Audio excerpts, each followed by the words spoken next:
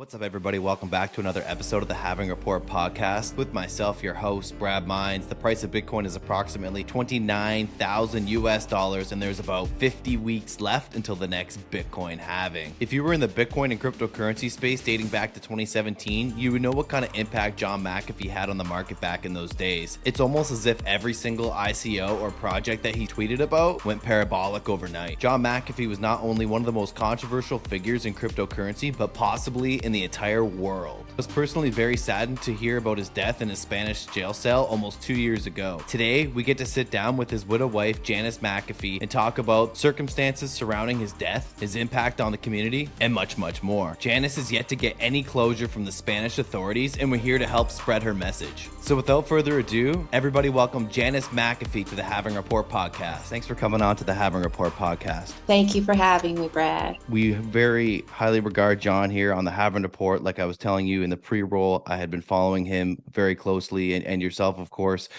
since the 2017 bull market. And, we're just, we're all super devastated with what's happened with John. I know it's been some time now, but, as you've told us, Spanish authorities still hasn't released the autopsy, hasn't released his remains. What are they telling you? For what reason are they not releasing this information? Have they given you anything? The reason that they're keeping his remains is because the case is still open, or the investigation technically is still open. So what happened was the prison, when John died, the prison opened up an investigation into his death immediately, and they took the reports and everything. And once I got copies of the reports, I started to notice that there was an issue with what they were, the official narrative of how he died.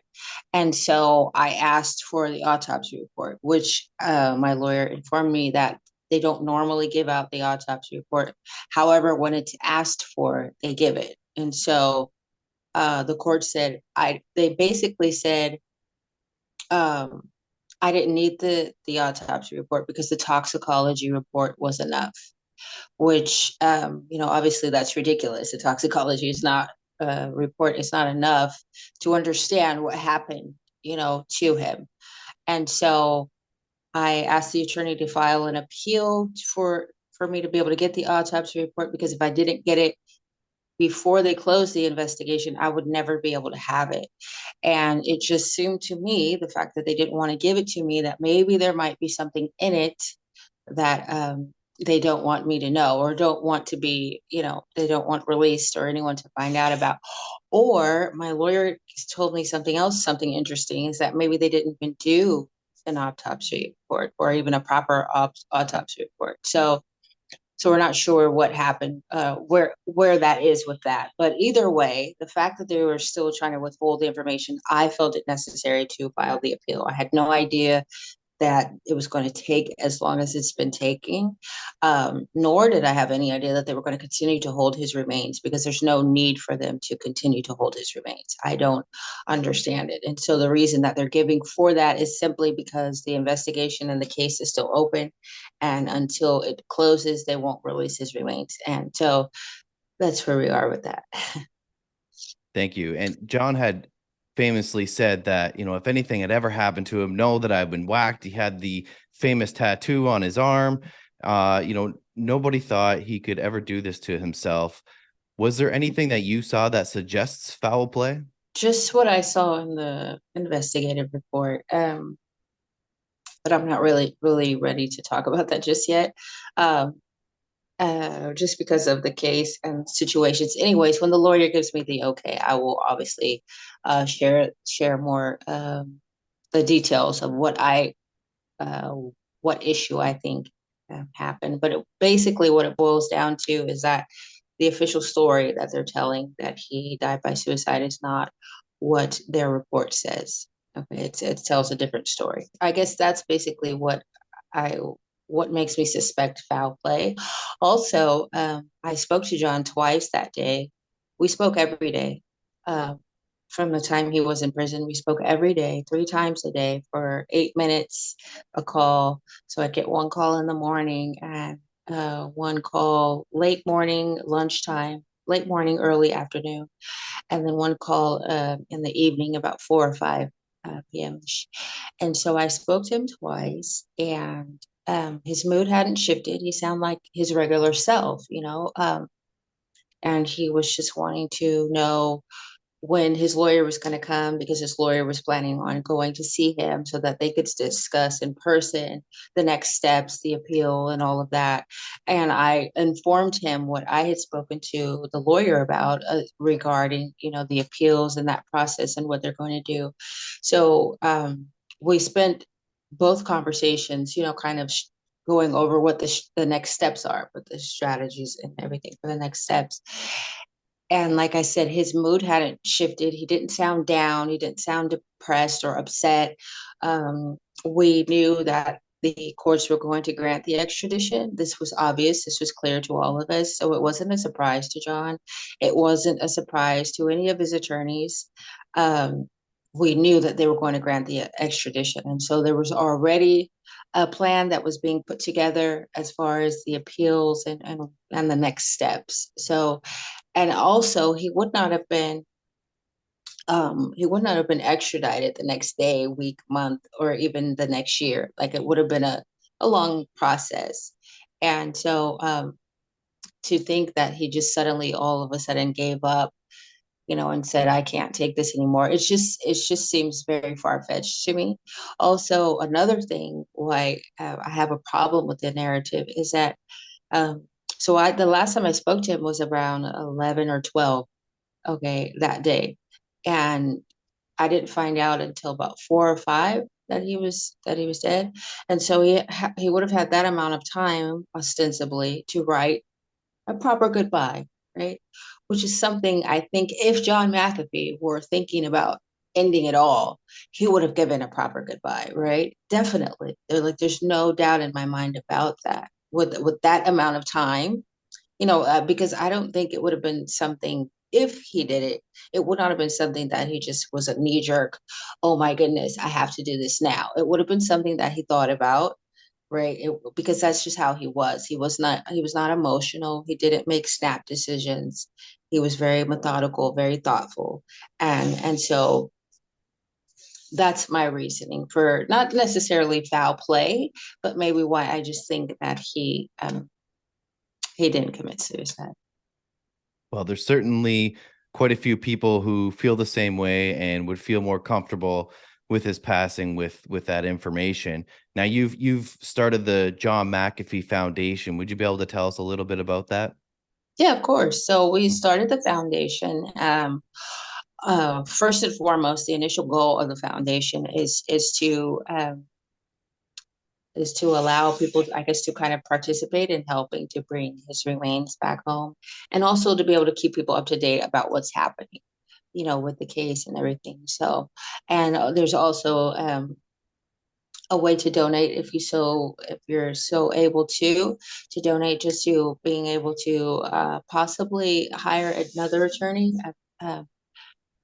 at this juncture. It just feels like it might be needed, and also just to donate to the foundation, well, as we're kind of just starting off the ground and getting our feet off the ground, and so that's just available options. Also, the foundation is meant to just continue to I guess spread or yeah, spread John's legacy, or keep his legacy alive, I should say. And in the things that he championed, which were freedom, privacy, and technology. Those were the things that he was really passionate about. And obviously with that, financial freedom was something that he was very passionate about. And so we want to just keep those things alive. So we want to incorporate the plethora of material that John left behind, whether it be videos or well, obviously videos from his Twitter account, or interviews, or speeches that he did, of just absolute wisdom that he was sharing. Um, because it's so relevant still to today, especially with what's happening in America. And that was honestly the biggest goal of the continuing of the foundation. So initially it started as a way to help bring attention to John's remains still being held hostage, if you will, here in Spain, but also as a way to further his legacy and to continue to spread that message of freedom, privacy, and technology. Couple things I wanted to touch upon that you just mentioned, and one of them is yourself. You're still in Spain. Is your plan to remain there until you get these answers, or what's your plan? So the plan is to stay here. I just don't. I've when I made that decision, I've been rock solid in that decision. I've not been rock solid in anything else. I can tell you when you said that you and your listeners or your followers here were devastated. Devastated is definitely the word I would describe.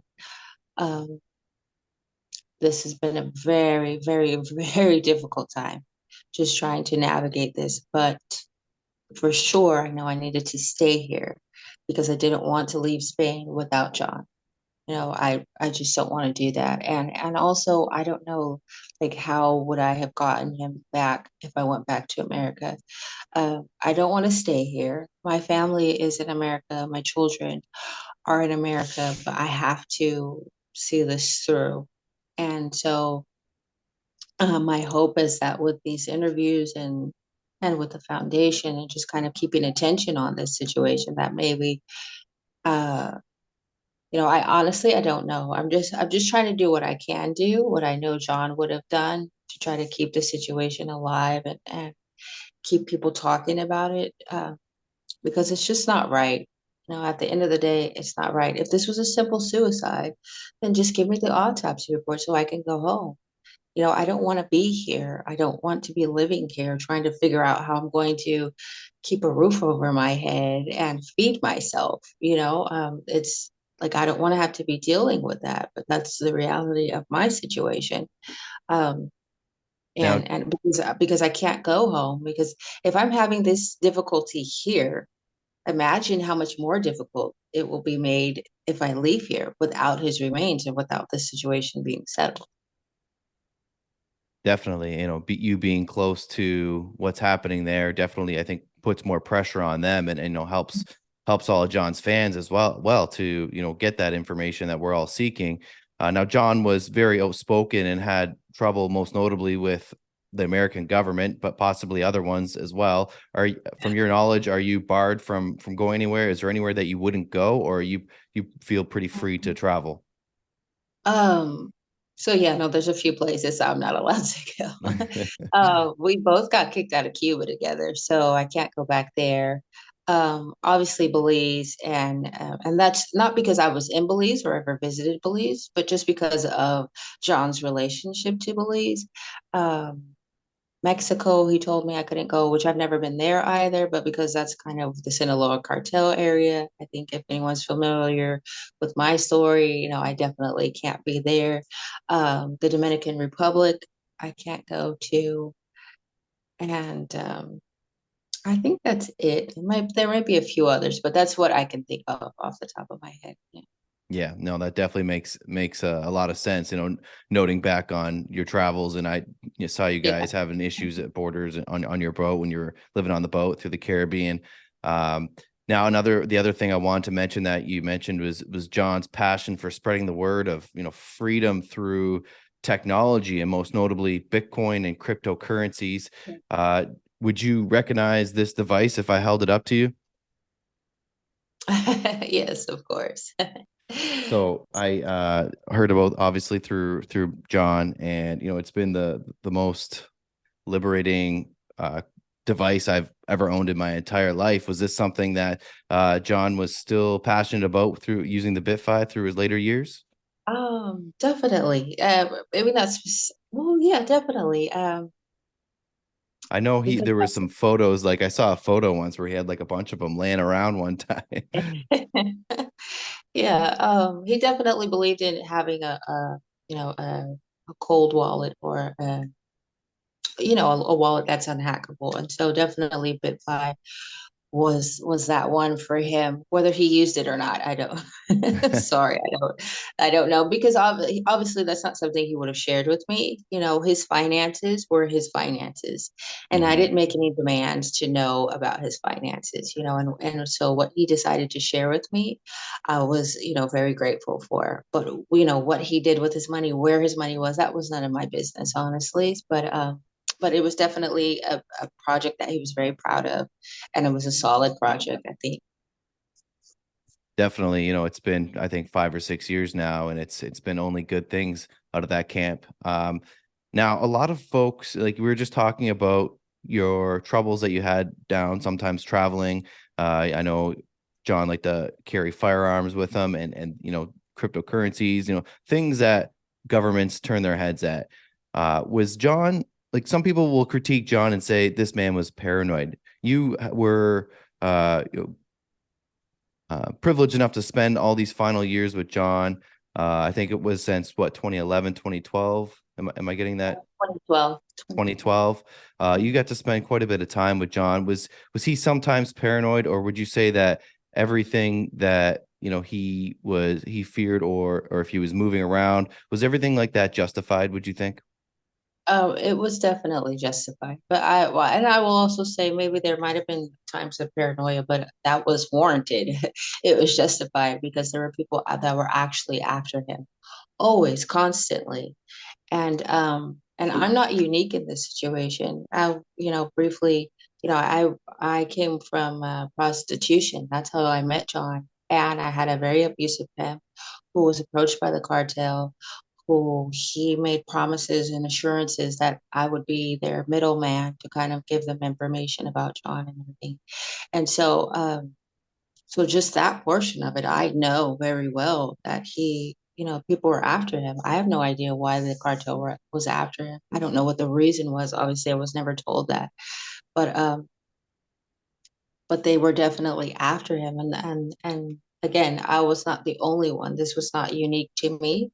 There were many people that came and went in and out of his life that were um, maybe not a part of an organized, sort of cartel or something like that, but definitely um, had ill intentions towards Sean. They wanted to do him harm, whether it be um, blackmail or physical harm. So this was something he always had to be concerned about.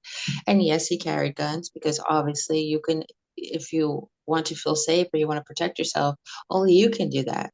You can't trust anyone to protect you because you're the best person to know how to protect yourself, right? And so that's what he did. He kept his guns. Um, the guns were perfectly legal while we were traveling on our boat, and he never attempted to travel anywhere with his guns where it wasn't legal to travel with them, right? So on the boat, we had the legal what was the legal ability. We carried the guns that we legally could, and that wasn't our problems in the Caribbean. It just because most the places that we went to, when we went to the Bahamas, they actually, they just asked, they checked the guns, made sure we always had them emptied, laying out, had the ammo laying out on the table. So when they came in, the customs and the immigration, when they came into the boat, that was the first thing that they saw. So we were already always prepared for that. And upfront about our armament. And so the Bahamas, they let us keep our guns on the boat, and they said just don't take them off the boat. When we went to Cuba, they checked the guns, but they actually took them off the boat, and then they returned them to us when we left. And the Dominican Republic, we never really got into the country because they detained us immediately. So that was a different story. But it was never an issue, and he was a responsible gun owner. I know that's probably something that people can't imagine about him, but John was actually more square, more clean cut than uh, than what you see, than the image that he put forth. But definitely. Yeah, I do love his lighthearted spirit. Any interaction I would have, he'd be totally, sometimes ruthlessly blunt, but the other times, I remember sending him a video once. I was drunk. Me and my buddy were just dancing around. I sent him a video. I said, "I hope you're ready to party, motherfucker." He instantly responds, "I'm ready." And I just thought that was so funny. That he's just so lighthearted like that. Now you mentioned something like he had so many people in and out of his life. Of course, someone like John would have a lot of connections and a lot of people that admire him, lots of friends.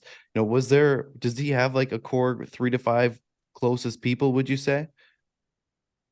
Um, Not that I ever met. Now, the people that I'm referring to that were in and out of Hmm. his life were just people that were seeking to do him harm, and in one way or another, whether it's in business or whether it's blackmailing him or whether it's to physically harm him.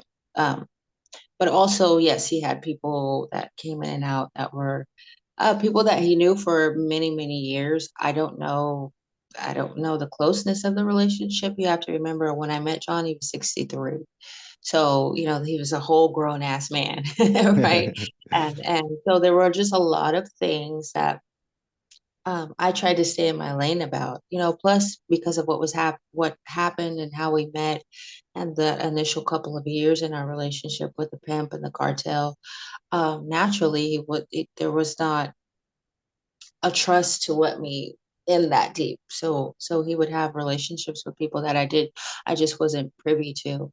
Um, but that's just natural of John. He didn't trust anybody, honestly, only himself and our dogs.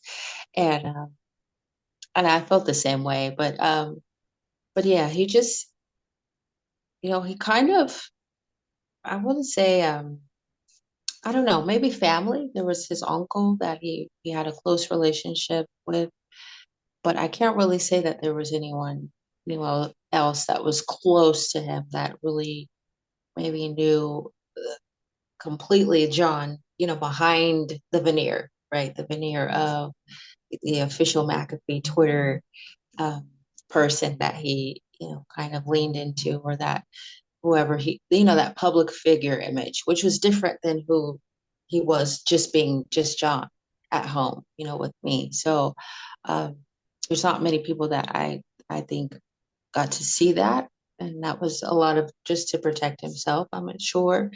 And so I don't know if he had a lot of close people. Now he's been since his death, he's been featured in the media a lot more. There was Running with the Devil on Netflix. Behind me here, I have a copy of No Domain, the John McAfee tapes. Have you kind of sat back and not really entertained these, or have you indulged yourself out of curiosity? What are your thoughts around that? I read the book and I love the book. I actually I got to preview it before it got released. So I love the book. And if anybody has not read the book, I would suggest that you read the book. It's definitely a way to take a look into John McAfee, a deeper look into the John McAfee that I knew. Not so more of a personal uh, way to look at him, and where it kind of gives context to the things that he was going through, and you have a better understanding of who he was. The Running with the Devil, I watched it. I was not.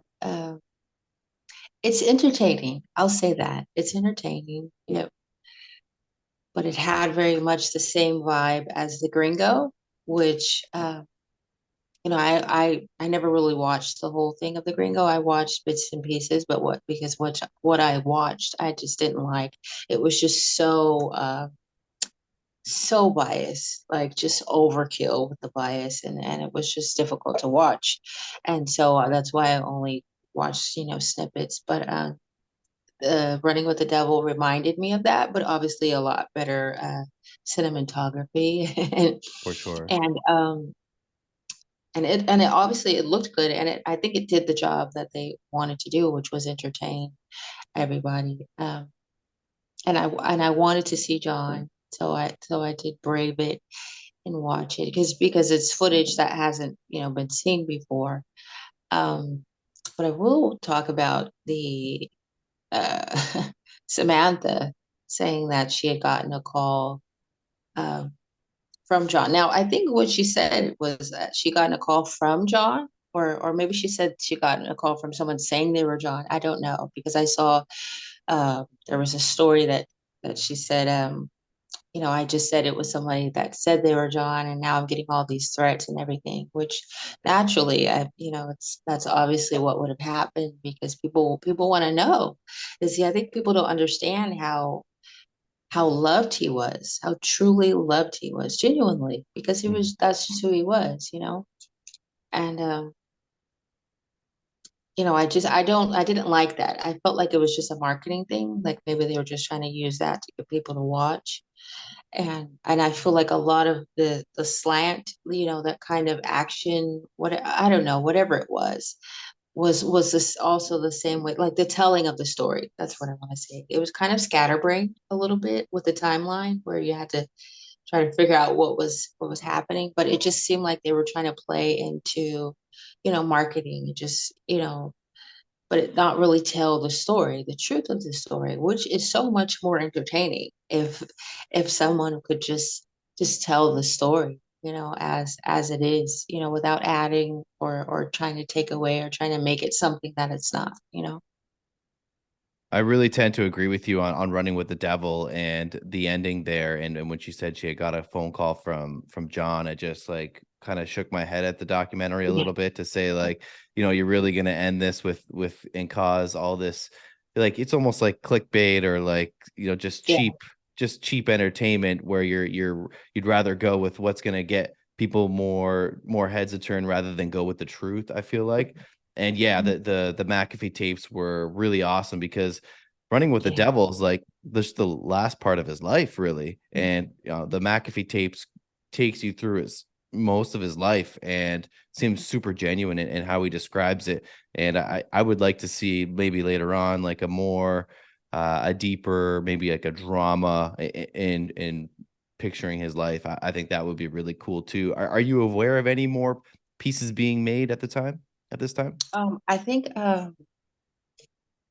Mark Eglinton had mentioned that there was going to be something coming, like a documentary and a movie, a feature film, based off of his book.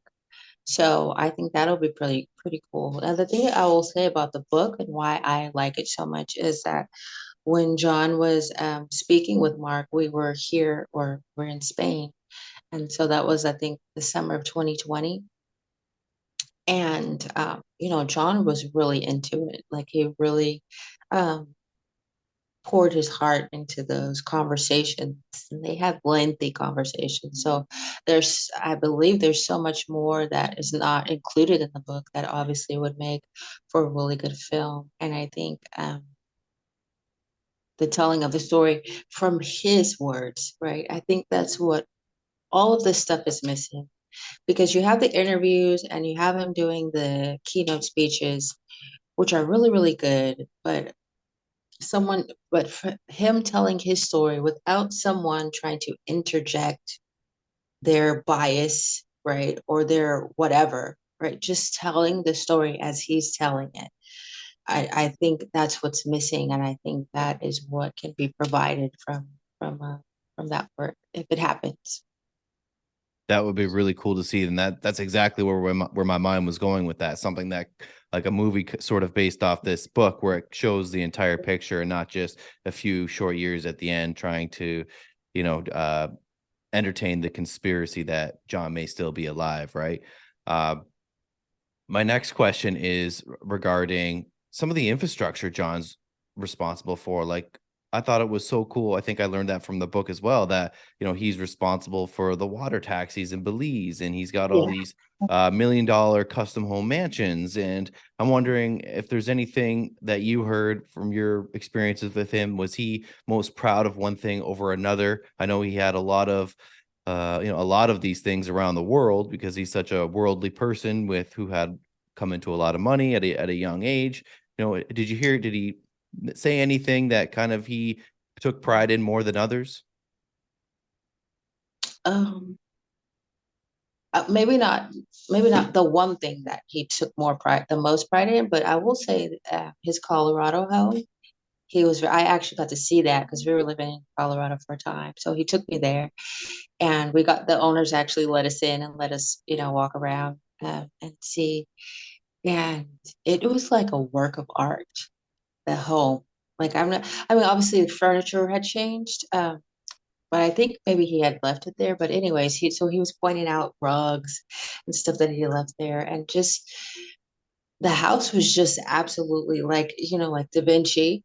That was John with his homes. He really, put his heart and soul into those things. And he had like little small cabins around the property, which he was proud of. And he showed me there was one cabin that was that was somehow on the top of a peak of a massive rock. I don't even know how the engineering feat that it was just amazing. And so when you see it, it's like, how is it sitting up there? But it's really cool. It's this really huge stone that this house is sitting on top of, which is really cool. But other than that, yeah, when you mentioned the taxi service in Belize, he did a lot of things in Belize and he hired only locals for that business. But the things that he did in Belize were not because he was some rich man trying to throw his money around, but because that there was problems and he was a problem solver. And so there was a taxi service, but they were never on time. So you never knew when they were going to come. And so he was like, okay, screw this. He bought a couple boats and he hired the Belizeans, Belizean people to work. And so he gave work to people. The same with his coffee shop. He made a coffee shop there, obviously, because he wanted coffee. And so he hired Belizeans to work in that as well. And that was just his nature and his way of doing things. Um, Period. If he needed something, he would fill the need because he had the means to do that. Is this coffee shop still open? Um, I'm not sure. I don't even know the name of it, but yeah, he talked a lot. I just want people to understand. He talked a lot about the things that he did in Belize, but it wasn't something that he wanted to share it with the press, right? It's not something that he wanted praise for or a pat on the back for. But I asked him questions. I would ask him questions because I wanted to know. I was interested, in his life and everything else about Belize, what sent him there and what was the life like there. So he told me a lot of things that he did, and he was working on a topical antivirus, which would have been amazing if that would have been able to happen. But that was because he was getting bit up by the different bugs, and we were in the jungle. So it was when I first met him, he had all these bite marks up and down his arms and legs, and so he was working on the topical antivirus to help with that. And he actually had made some samples that he had given out to the locals, and it was working. And that was another reason why he was there because that plant, I guess, is native to Belize, and so I think he was kind of devastated about that. Could you imagine? Look what he did with the antivirus world, for computers, and then now we've got John McAfee, the skincare topical antivirus would have been massive. Yeah. Definitely. It's so interesting. He was so multidisciplinary and educated in so many different fields, not just math, which was his specialty, and which led him to create the McAfee antivirus. And that video of you two on YouTube is absolutely hilarious. The one that refers to, I know you know what I'm talking about. For the listeners that don't, there's go to what is it called? McAfee Antivirus, or John McAfee. Uninstall McAfee antivirus. Yeah, I think it's Yeah, got like over 10 million views now. Maybe I don't know, but yeah, that was such a fun day.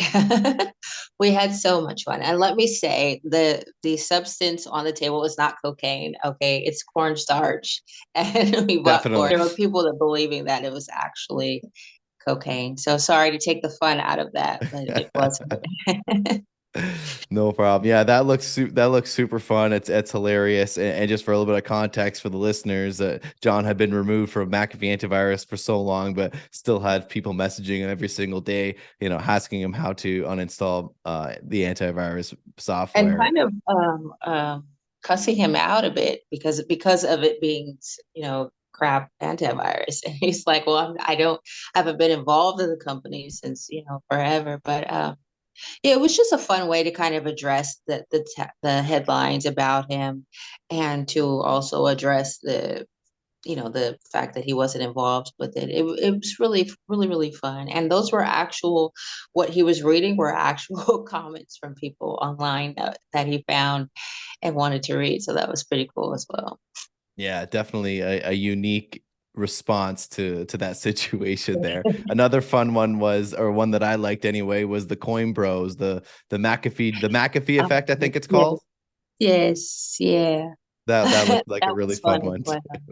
That was fun as well. I just watched that again recently, and it's like, wow, it really just, took me back to that time, which was really cool.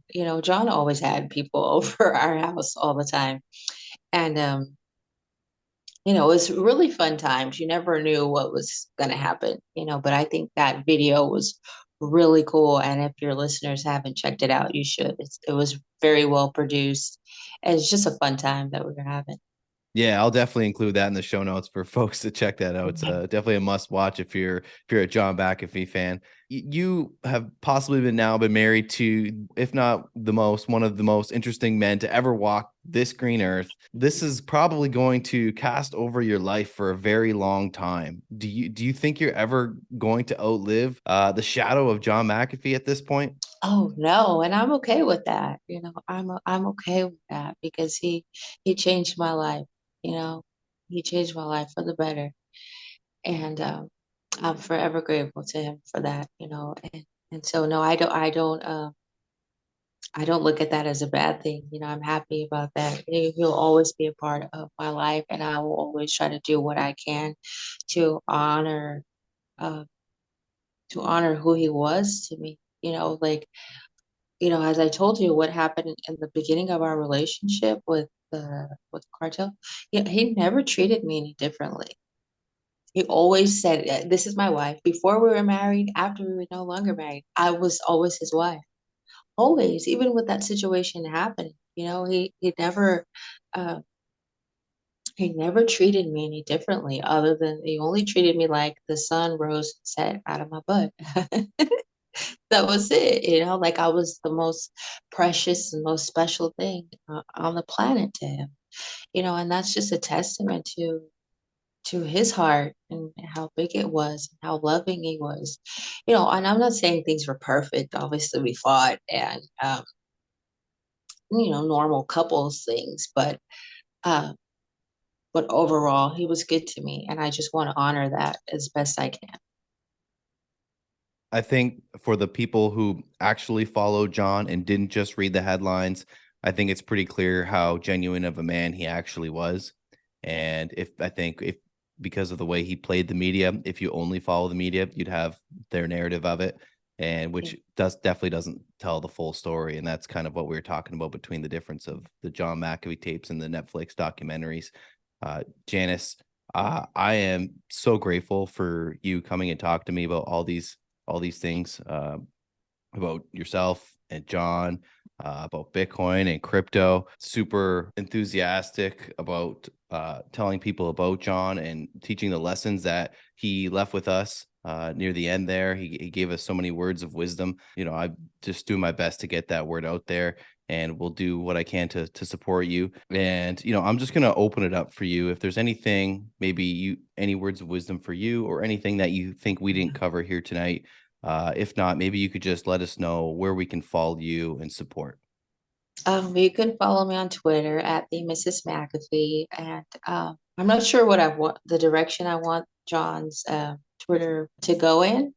Obviously, I'm able to access it as well as others, but I just want people to know that that will continue to be a place where you can uh, see the videos of John and hear his words of wisdom. I will be sharing that, but right now for me, it's just really difficult to. Uh, it's just really difficult for me to go back and look at things. It hurts too much, honestly. And so But I just want people to understand that they're, which is what the foundation is kind of looking to fill, that, that void, and maybe allowing me to find people that can assist with this difficultness for me. And once I'm hoping that once I'm able to lay him to rest, it will get a little easier, because at least this chapter will be done. And so, words of wisdom I would like to share. Something that John would always share when he would end a podcast, and that is do what you love. Because I think a lot of people waste so much time, so many years of their life doing something that they don't love. And that shows in if it's a job, it shows in your job, and you're missing out on your children or your wife or whatever. So find something that you love and that you're passionate about, and the world will respond in kind. Your gift will make room for you, if you will, if you're doing what you love.